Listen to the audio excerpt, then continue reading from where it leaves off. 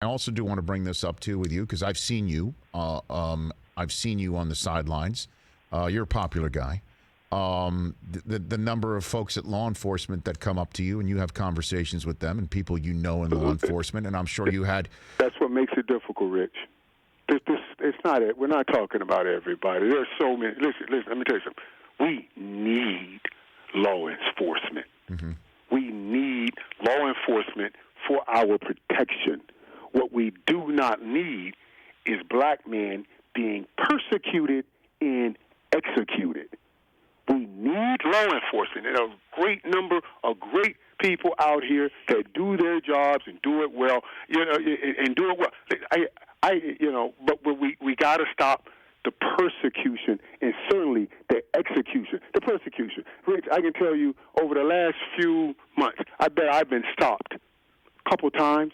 I even film them. I got stopped driving in Addison, Texas. It's right up the street. And I was just driving around. And a guy, they stopped me because I did a U-turn to go back by the park. Everybody was just starting to come back out. Did a U-turn to go back by the park to see people out. I was just driving around just to see people. And cars came up everywhere. I said, why are you stopping me? I didn't do anything wrong. He said, well, you were in the turning lane and didn't turn on your turning signal. I said, are you joking?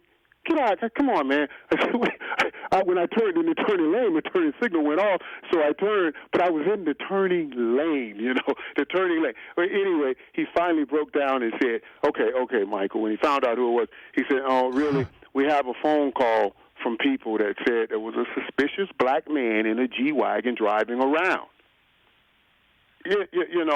So we have to change the mentality. The lady in the park that said, "Oh, I'm here. I feel like I'm about to get attacked by the black." That's the mentality. All of those people with that mentality, those are the people that they're finding to go on the jury to let off the police officers that do wrong. That's the systemic issue that we have that perpetuates itself that we got to root out of this country. There are a lot of great people, and I know, Rich, and I apologize to all of the great people out there that do the right thing, that get sucked into these few people that are that really are foul and are doing the wrong thing. I apologize to all of you guys, and I thank everybody for coming out and getting in this fight like we are seeing in this country. Exactly, and for people who may need to hear this. If you look and wonder why people are protesting, and hopefully peacefully, in a peaceable manner, it's because maybe they don't get pulled over because the color of their skin has not caused someone to call the cops. Or the reason why that somebody who has the color of skin that causes someone to call the cops that doesn't have an escalating situation happen is because they don't have the resume of Michael Irvin and the name recognition and facial recognition. And this is something that needs to be talked about. And it has to be talked about and rectified. And it has to be brought in a manner. Again, I've got Anquan Bolden on tomorrow's show, in a way where state houses need to be involved and courthouses need to be involved. And change needs to happen from people who are understanding or wanting to understand this. And I think it's important to say that. I just wanted to say that. Right. In those positions to make those changes and not just at the police level.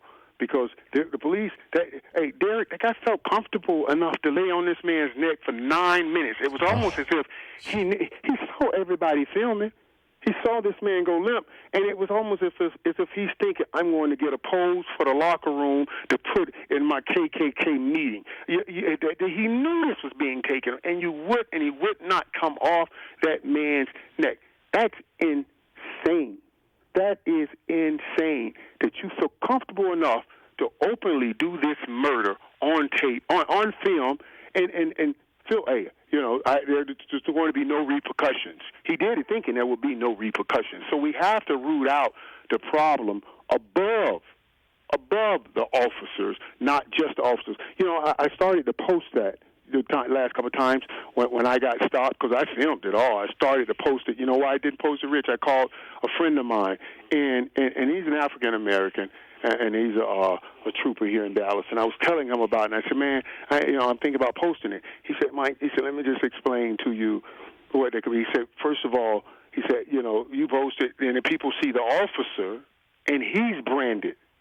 Maybe he's branded a racist or something like that, when the reality is, in that situation, he may not be. He was just answering the call. He has to answer the call. Yes. That's his job. He has to answer the call. And that made me not post it, but made me also think, oh, okay, so the issue rides deeper than that. The issue rides with the people that are even above them that we have to think out. The issue rides with the people, with us, the peers, because when we ultimately go to court and you look at the list of officers that have gotten off over the last 10 years of things, even events that we've seen happen live, get off on those cases, the jury pool is coming from all of us.